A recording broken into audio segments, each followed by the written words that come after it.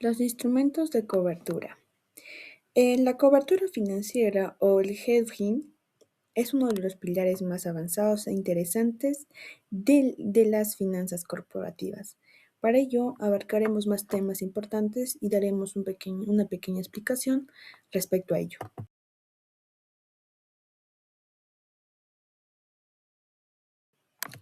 Ahora el concepto. ¿Qué es la cobertura o el hedging?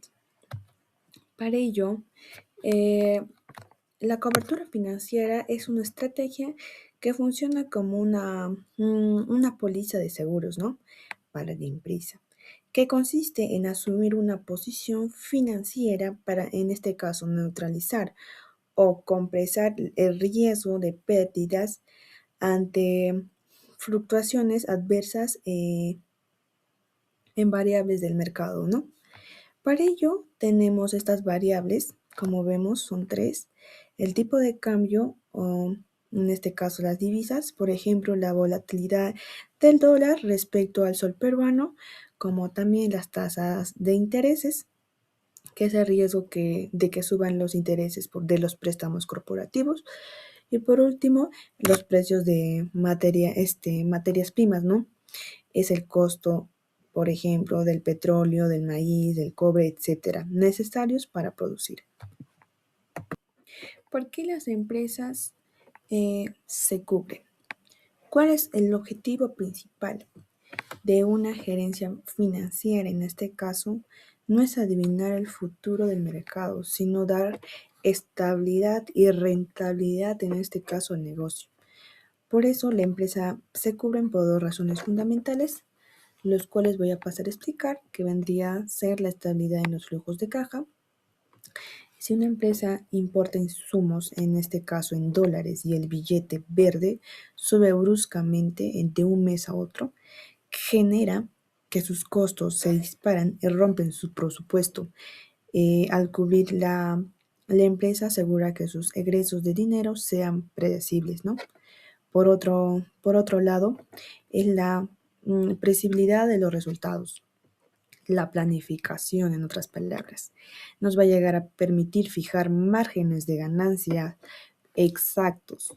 Si sabes cuánto te va a costar tus insumos y a cuántos vas a vender, gracias a la cobertura podríamos planificar inversiones, en este caso a un largo plazo, ¿no?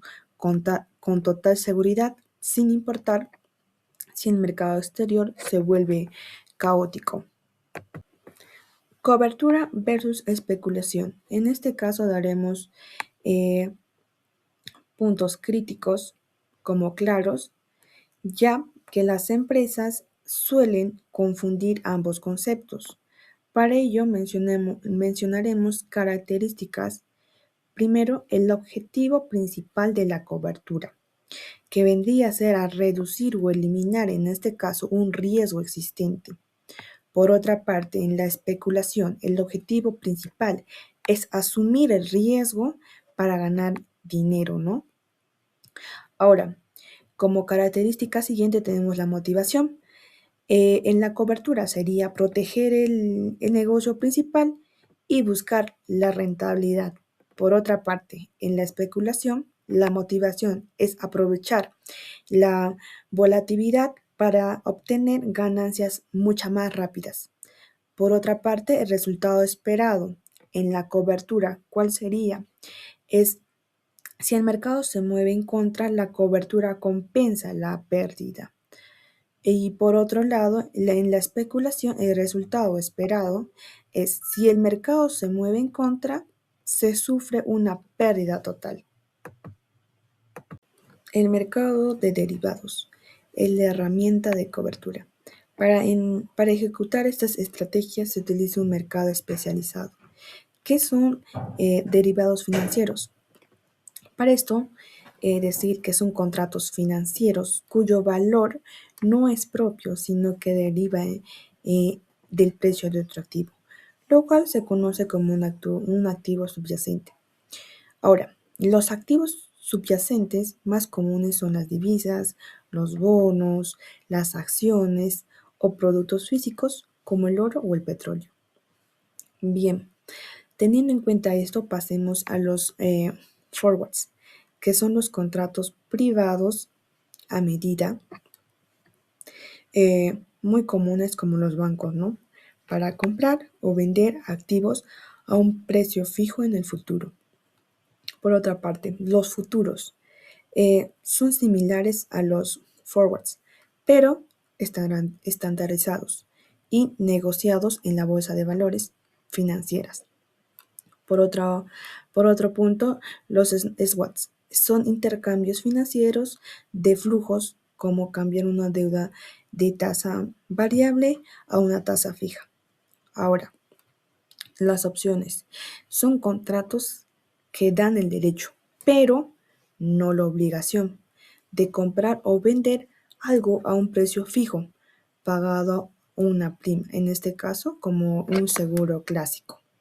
Bueno, ahora continuaremos hablando sobre los instrumentos financieros de cobertura, herramientas esenciales para gestionar y mitigar la incertidumbre en los mercados. En primer lugar, tenemos los forwards o contratos a plazo. Son acuerdos privados entre dos partes donde se pacta la compra o venta de un activo en una fecha futura a un precio que fijamos hoy.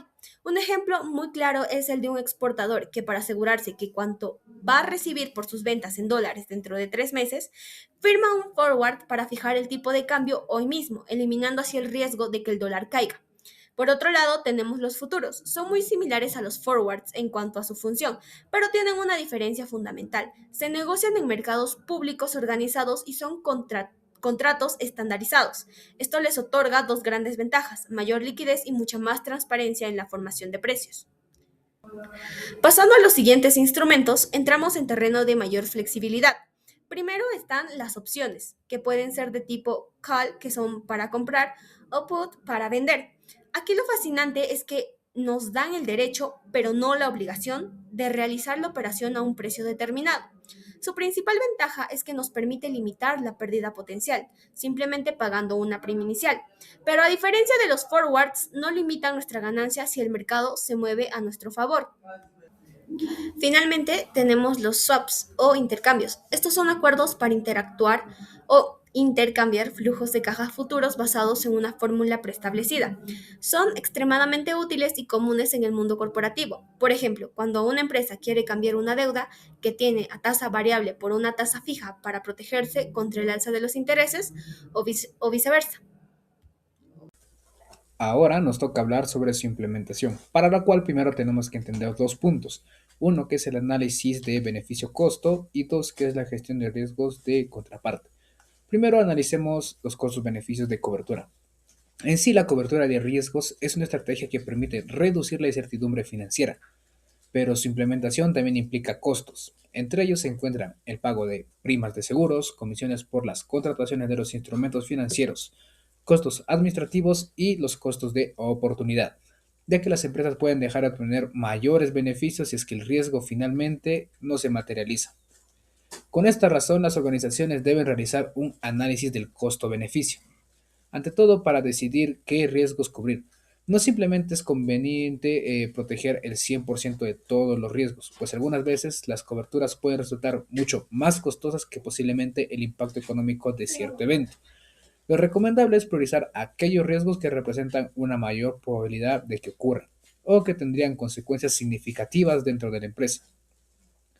Con respecto a la gestión de riesgo y la contraparte, además de proteger y enfrentar lo que son los riesgos financieros, las empresas deben considerar el riesgo de la contraparte, que es la posibilidad de que las personas, empresas o instituciones con las que celebramos un contrato no cumplan con las condiciones acordadas. Este riesgo puede presentarse en operaciones de crédito, inversiones, derivados financieros o contratos con los suministros, como ya vimos en capítulos anteriores. Si la contraparte incumple, la empresa puede enfrentar pérdidas económicas, retrasos operativos y problemas de liquidez. Todo apunta a algo negativo. Entonces, para reducir este riesgo es importante seleccionar intermediarios y socios comerciales con solidez financiera, evaluar su historial de cumplimiento, revisar sus calificaciones de riesgo y, de paso, establecer contratos con garantías.